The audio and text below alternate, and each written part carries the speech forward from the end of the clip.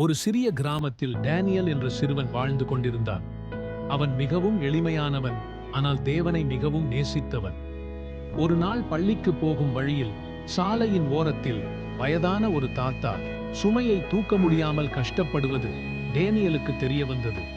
அவன் பள்ளிக்கு தாமதமாகி விடுமோ என்று ஒரு நிமிடம் யோசித்தான். ஆனால் உடனே அவன் மனதில் ஒரு வசனம் வந்தது. அன்பினாலே ஒருவருக்கொருவர் ஊழியஞ்செய்யுங்கள்.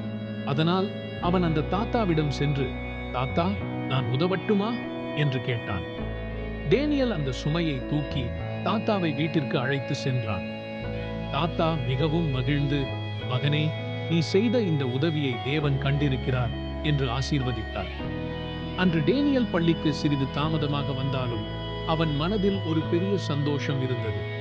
ஏனெனில் அவன் தெரிந்து கொண்டான், தேவன் நம்மிடம் பெரிய காரியங்களை மட்டும் எதிர்பார்ப்பதில்லை, சிறிய அன்பான செயல்களையும் அவர் மிகவும் மதிக்கிறார் என்று. நெறி: தேவனை நேசிக்கும் ஒருவர் மற்றவர்களுக்கு அன்புடன் உதவுவார். சிறிய நன்மையும் தேவனுடைய கண்களில் பெரியதாயிருக்கும்.